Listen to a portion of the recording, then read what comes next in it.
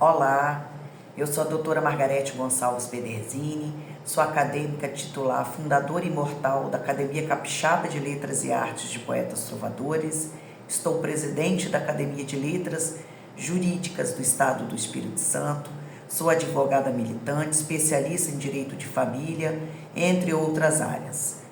Hoje falaremos para a TV e rádio dos poetas trovadores, da Academia Capixaba de Letras e Artes de Poetas Trovadores.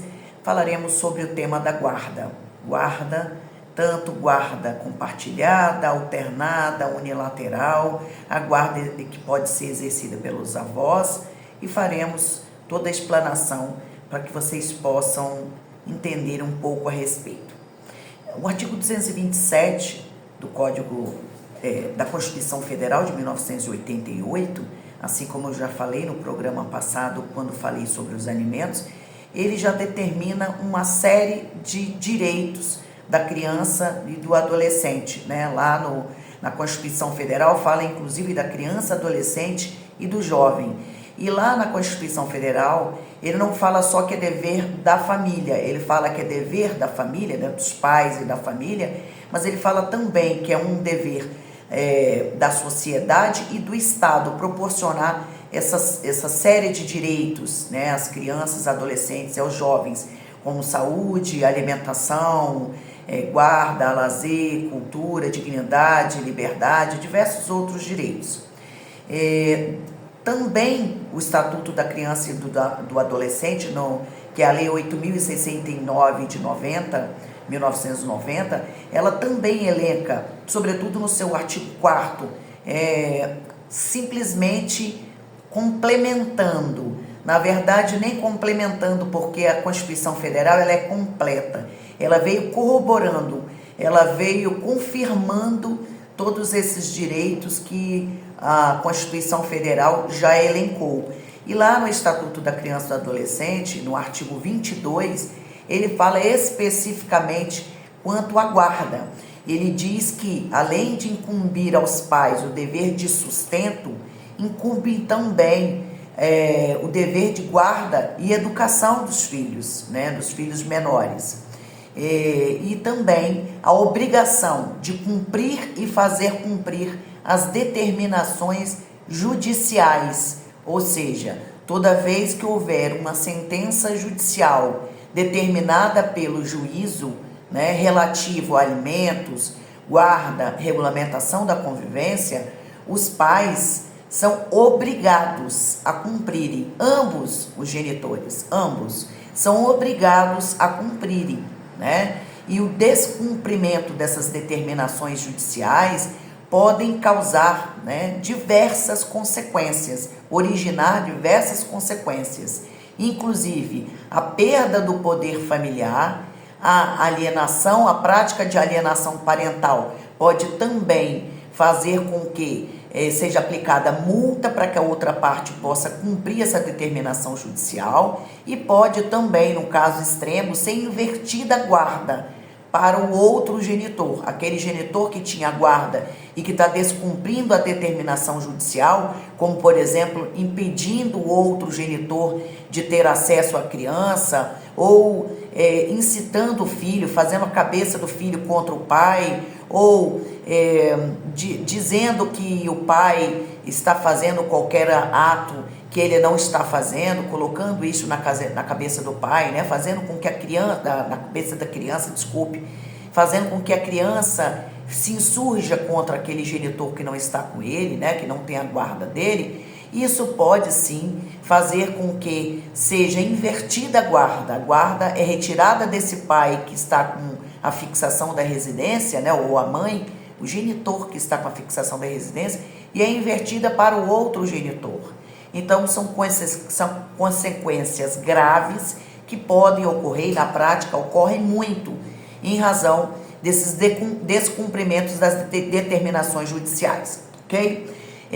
Lá no artigo 1583 do Código Civil, ele vai falar a respeito da guarda unilateral e guarda compartilhada.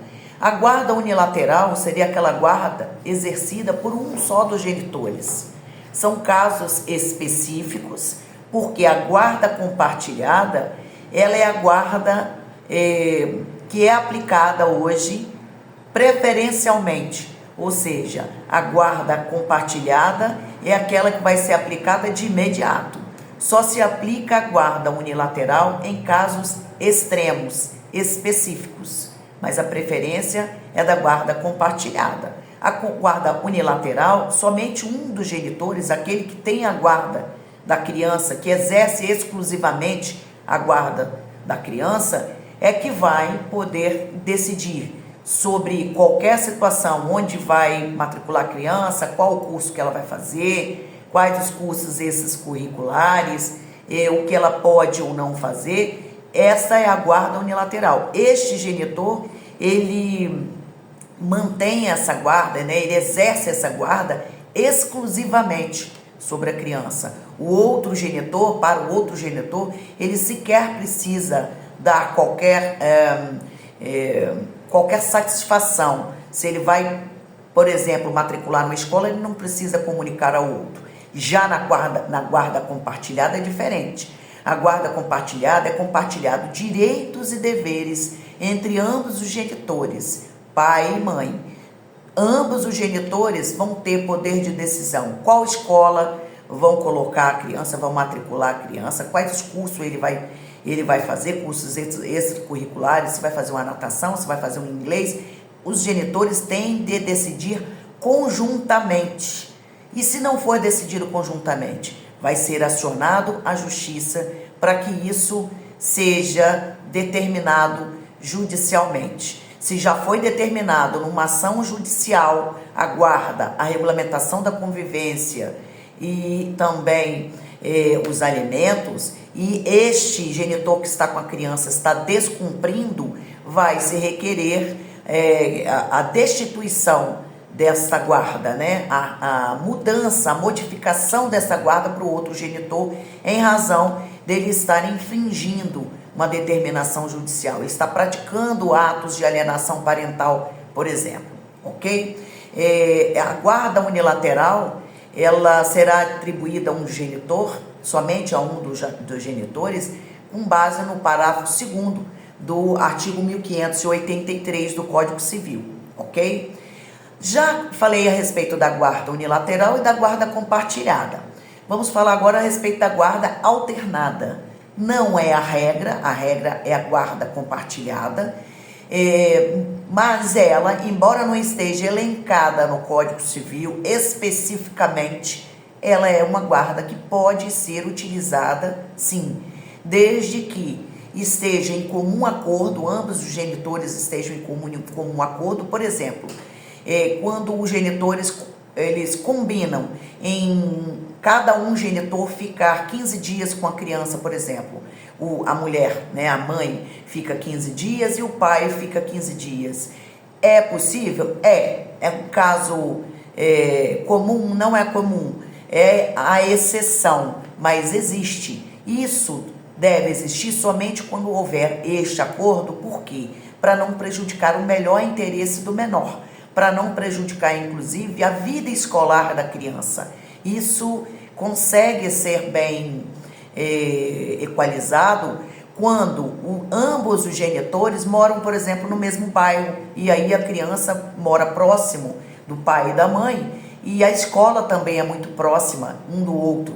Então, aí não vai haver um prejuízo para os genitores, mas lembrando, os genitores têm de estar em comum acordo, porque tem que ser um tipo de guarda que não vai prejudicar em nada a relação, né? Sobretudo a relação, o estado psicológico da criança, porque quando começa a ter um atrito entre os genitores, isso prejudica o estado psicológico da criança, evidentemente, né? E isso aí já não vai ser vislumbrado o melhor interesse do menor, ok? Também a gente pode falar a respeito da guarda relativo à guarda dos avós, né? Um avô ou uma avó pode ter a guarda do menor? Pode. É uma exceção? É. Por quê? Isso se dá muito bem quando, por exemplo, os pais, os genitores dessa criança estão presos, por exemplo. Quando eles estão presos, ambos os genitores estão presos, geralmente um dos avós, né, requer essa guarda, né? Requer essa guarda para que ele possa tomar conta dessa criança, buscar defender os melhores interesses dessa criança enquanto os pais estão presos. Mas pode ocorrer também quando os pais estão em situação de rua, ou quando um pai não quer saber mais da criança, abandona a criança, e aquele genitor que detinha o poder da criança, por exemplo, na guarda da criança, o poder familiar sobre a criança, já não quer mais também, ou quando ele foi preso, né? Então um genitor está preso e o outro que exercia a guarda já não pode mais, e aí um dos avós também pode ser o guardião dessa criança, também pode ser determinada essa guarda para este avô, né? O avô ou a avó, mas também pode ser exercida através de um tio, né? Dependendo da situação. Isso tudo é estudo do caso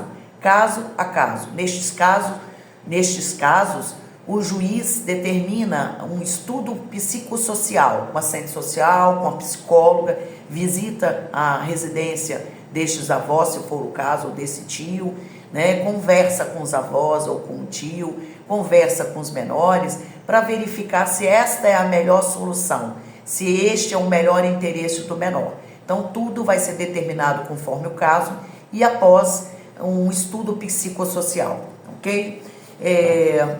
Essa regulamentação da convivência, né? Essa convivência também, porque o artigo 1703, ele diz que do Código Civil, ele diz que aquele pai, né, ou aquela mãe, aquele genitor que não tem a guarda da criança, ele pode ter o direito a conviver com a criança.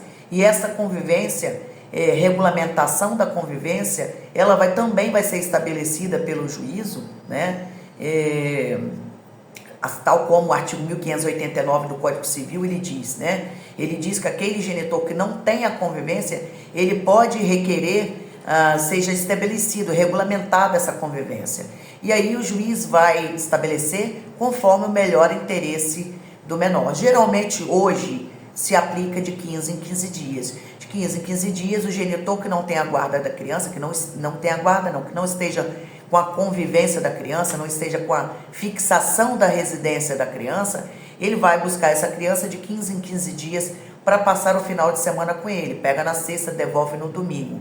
Isso quando a criança está acima de 2 anos, 3 anos, depende muito do juízo, né? A lei não fala especificamente uma idade em que isso possa ser colocado de 15 em 15 dias, mas o bom senso, né, determina que até os 2 anos de idade seja feita uma visita supervisionada, ou seja, o pai pega de 8 da manhã, devolve às 6 da tarde, né, de um sábado e do domingo, depois pode pegar de forma, a partir dos 2 anos, de 15 em 15 dias, já com pernoite. Primeiro é sem pernoite, depois passa a ser com a pernoite e depois passa a ser de 15 em 15 dias. Né? As férias são divididas, 50% para cada um dos genitores, as férias escolares inclusive, finais de semana, final de ano, as festas de final de ano alternadas, Natal com um, Ano Novo com outro, né? Também tem aniversário do genitor com aquele genitor que estiver aniversariando, aniversário dos avós com aquele que estiver aniversariando também. Então é feito de uma forma equânime, de uma forma isonômica, de forma que nenhum dos 2 genitores vão ser prejudicados, né? E tudo dependendo das condições fáticas probatórias, né? Ou seja, os fatos e as provas vão determinar lá para o juiz e para o Ministério Público, que é o defensor dos interesses dos menores, qual vai ser a melhor forma de guarda e regulamentação da convivência, ok? No próximo assunto que falaremos será a respeito da alienação parental, no próximo programa da Rádio e TV dos Poetas Trovadores, ok? Se tiverem alguma dúvida, quiserem comentar alguma coisa, podem colocar nos nossos comentários, tentaremos responder a todos da melhor forma possível, ok? Então no próximo programa tentaremos responder e já passar a abordar para o próximo tema, que é sobre alienação parental, ok? Agradeço a atenção de todos e muito obrigada.